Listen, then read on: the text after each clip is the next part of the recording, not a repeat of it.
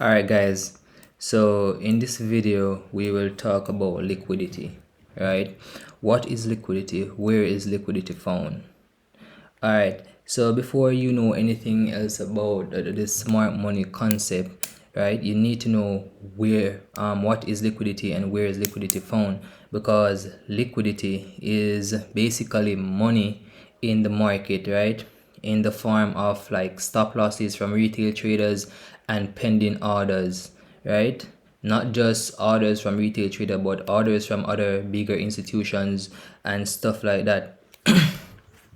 Right? So potentially, liquidity is found at every swing high and every swing low, right? So every high is every low, but there is more liquidity where there is equal highs, equal lows, inefficiency, and order block. So inefficiency and order block, we'll talk about that in another video, but for now, let's just identify where liquidity is found. And just so you know, as I said before, liquidity is basically money in the market, right? So market always move towards money. So where there is liquidity, that's where the market will potentially want to go, right? So for one, liquidity is found at equal lows, right? Liquidity is found at equal lows. And there's something to note about equal low, right? So right here we have one swing low here, or a low, and we have another low here, but notice that this low right here did not break this one, right? It did not break this one. But if it did, like this, say it pushed past maybe a pip or two, whatever it pushed past by, right, it will know now this will not be an equal low, right? This will not be an equal low because the present low pushed past the previous low, right?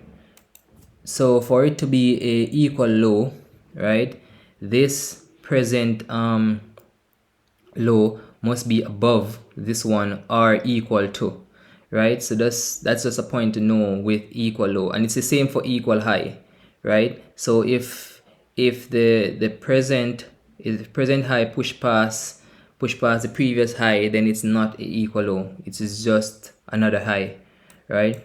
So liquidity is found here because why? Because you have stop losses right here from retail traders, right, that trade this as a potential double bottom, right? So retail traders would trade as a potential double bottom, and then look what happened. The market pushed all the way down, took out liquidity, money, right? It did not only took out liquidity from stop losses, but what it did was it induced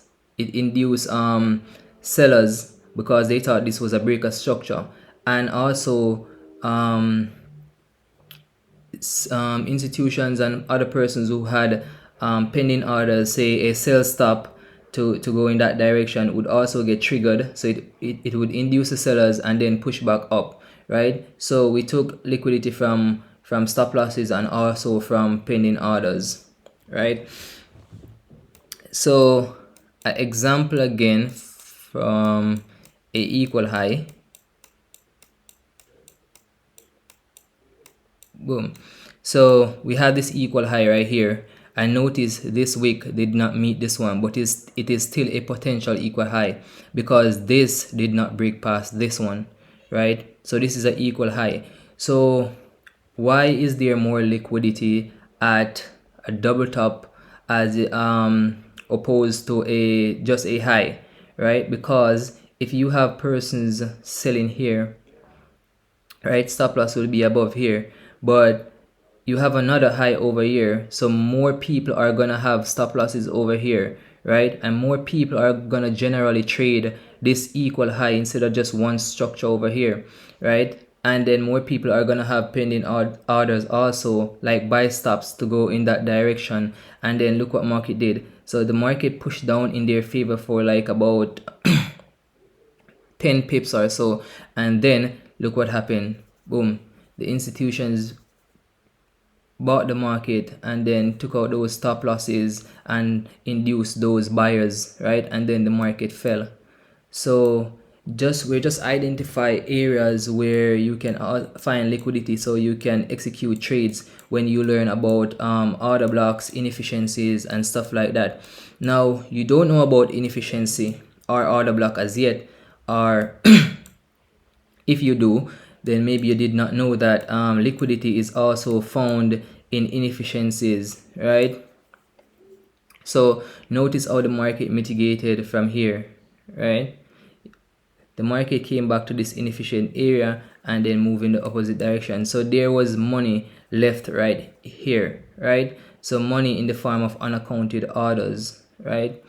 And also this order block right here, right, contains money. And notice market push back down and then mitigate from that area as well, because money is being collected, right? So as I said before, money makes the market move, right?